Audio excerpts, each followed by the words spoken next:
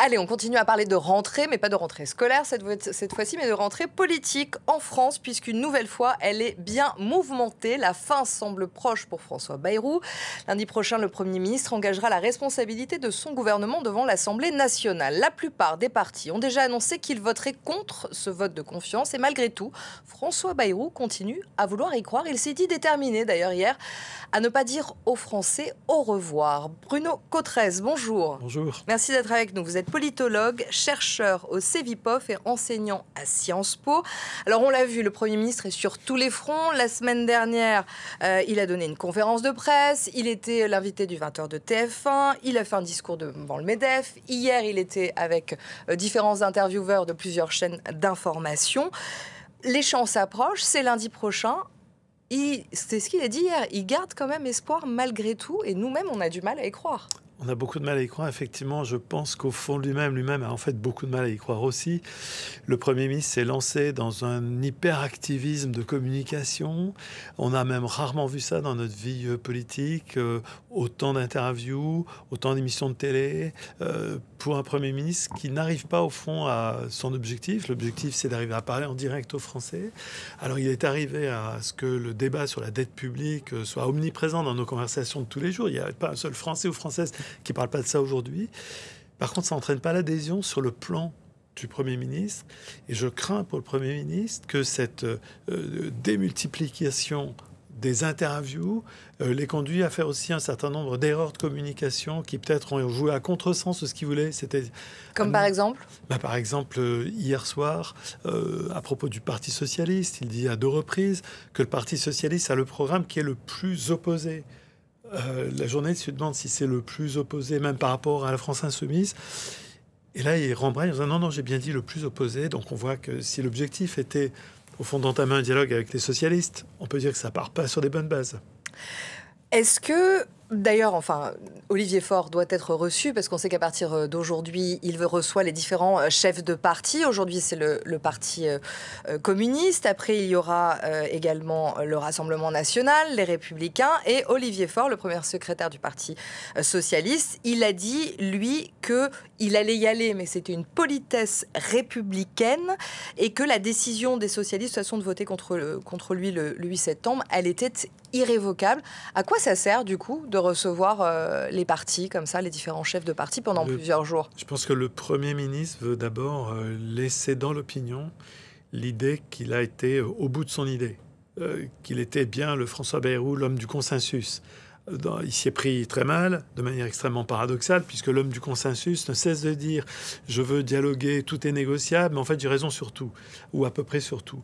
Donc on voit que le Premier ministre essaye surtout de rester fidèle à cette image d'un François Bayrou qui aura jeté toute son énergie dans la bataille pour essayer de convaincre les autres formations politiques de se mettre, nous dit-il, d'accord sur un constat. Mais le constat, tout le monde l'a fait. Et donc, d'une certaine manière, c'est un peu bizarre parce qu'on aurait plutôt attendu que le Premier ministre, d'abord, entame des discussions. Le simple fait de discuter, par exemple, avec les socialistes, montrait une forme de reconnaissance du problème et qu'ils avaient envie de s'en occuper. Donc on ne comprend pas très bien quelle a été la logique du Premier ministre. Mais c'est pour ça d'ailleurs, je pense que les Français commencent, et continuent de se demander pourquoi maintenant, pourquoi vouloir engager la responsabilité de son gouvernement alors qu'il sait que ça va sans doute, en tout cas, mal tourner pour lui, et pourquoi aussi Emmanuel Macron a fini par l'accepter. Oui, sur la première question, effectivement, on peut penser que le Premier ministre a tiré les conclusions pendant l'été qu'il n'aurait pas de majorité pour faire voter ce plan d'économie sur le budget. Et donc, il a sans doute préféré prendre les devants, organiser lui-même, choisir lui-même les conditions de sa sortie. Sans doute ne voulait-il pas avoir le même sort que Michel Barnier, c'est-à-dire de tomber sur une motion de censure. Il a voulu prendre les devants d'une certaine manière en léguant à l'opinion l'idée d'avoir mis les pieds dans le plat sur la question des déficits publics. Pourquoi Emmanuel Macron le laisse faire? C'est vrai que c'est étrange parce que le 49-1, c'est-à-dire présenter une déclaration de politique générale, susciter un vote de confiance, c'était la solution la plus dangereuse pour le Premier ministre. Il aurait mieux fait peut-être d'attendre une motion de censure, mais là, il est très exposé sur un vote puisqu'il suffit d'une majorité relative pour le faire tomber. Moi, j'ai une autre question pour Emmanuel Macron qui me semble tout aussi... où je n'ai pas la réponse, mais la question je l'ai, qui est comment se fait-il que le président de la République parle si peu? On ne l'entend presque pas. Vous en venez à la question que je voulais également vous poser, parce que c'est tout à fait ça. Pourquoi est-ce qu'il n'est pas très présent ? Il est assez inexistant. Et c'est vrai que certains se posent aussi la question de la dissolution, finalement, parce que ça revient un petit peu sur la table, même si lui a dit que non, mais... J'imagine que le chef de l'État, au 8 septembre au soir, va prendre la parole sans aucun doute. Il ne peut pas nous laisser comme ça, au fond, le 8 au soir, avec un Bayrou qui démissionne, un gouvernement qui tombe immédiatement, et puis le pays entier qui se dit qu'est-ce qui se passe. Donc forcément, le chef de l'État va être amené à parler. Il va sans doute nous expliquer qu'il a voulu laisser la démocratie parlementaire et la vie des partis se dérouler, que lui, il est sur d'autres fronts, l'Ukraine en particulier, et qui fait le constat à nouveau que ça ne fonctionne pas de faire confiance aux partis politiques. C'est sans doute ce que le chef de l'État va nous expliquer. Par contre, ça ne règle pas le problème, mais quelle est la solution du chef de l'État ?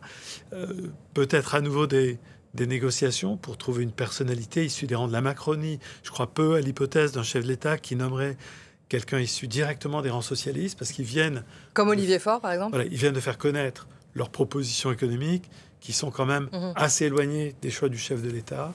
Donc on imagine un Emmanuel Macron tentant une personnalité qui peut-être sur certains points pourrait au fond donner le point aux socialistes. Alors à qui vous pensez, parce que c'est sûr que là, encore une fois, les Français se posent également la question, est-ce qu'au final, la plupart des possibilités ont été épuisées, puisque c'est vrai qu'on a quand même beaucoup changé de Premier ministre ces dernières années, et du coup les Français ont un peu peur, se posent des questions.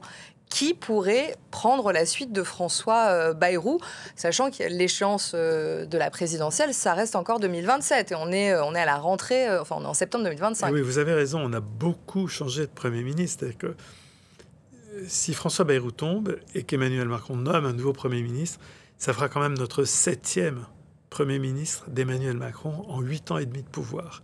C'est-à-dire qu'un phénomène tout à fait inattendu. Quasi un par an. Quasiment un par an. Tout à fait inattendu, tout à fait exceptionnel. Sous la Ve République, ça nous dit quelque chose, évidemment. Par ailleurs, ces changements de gouvernement ont donné l'occasion de tester de très nombreuses personnalités qui sont apparues, disparues, réapparues, au point que l'opinion a même du mal à tout simplement capter les noms des membres du gouvernement. Les gens ont capté qu'il y a Gérald Darmanin, qu'il y a Bruno Retailleau, les plus connus des ministres, mais beaucoup passent complètement sous les radars.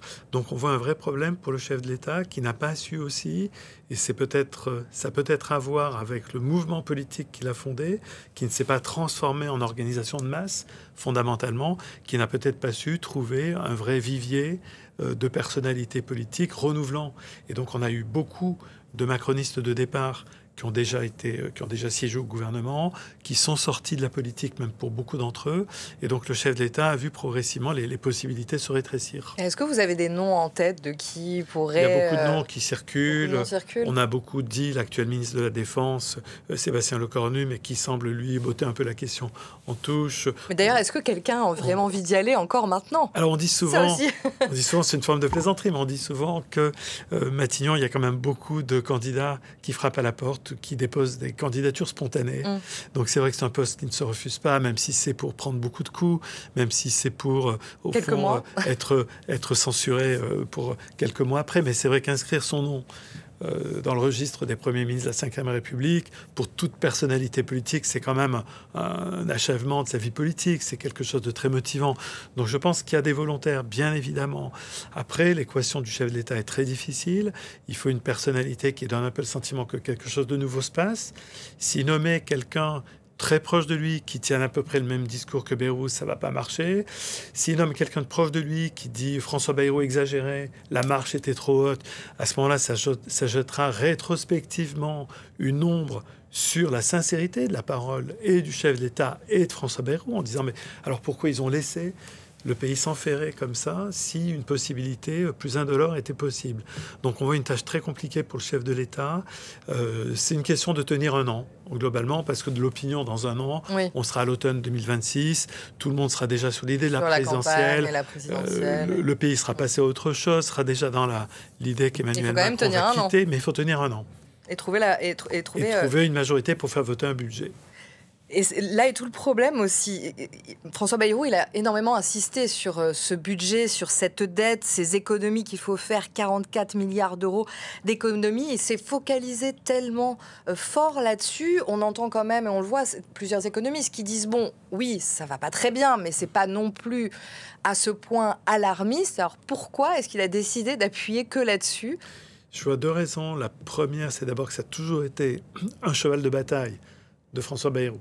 De très longue date, il a communiqué sur le sujet, il a écrit un livre un certain nombre d'années sur le problème de notre asphyxie budgétaire. Donc François Bayrou, sans doute, arrivant à Matignon, a sans doute le sentiment qu'enfin, il accède au poste où il a un porte-voix très, très, très important, où il va enfin pouvoir dire sa vérité. Il y a peut-être aussi une deuxième hypothèse. François Bayrou a un problème depuis le début de sa nomination à Matignon.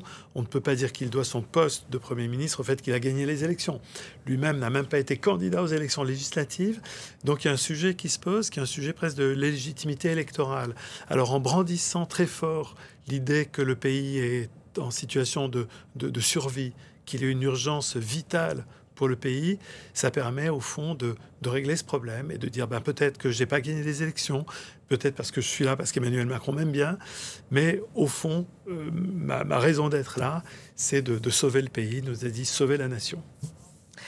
Un mot sur ce mouvement qui s'appelle Bloquons tout et qui doit se préparer pour le 10 septembre.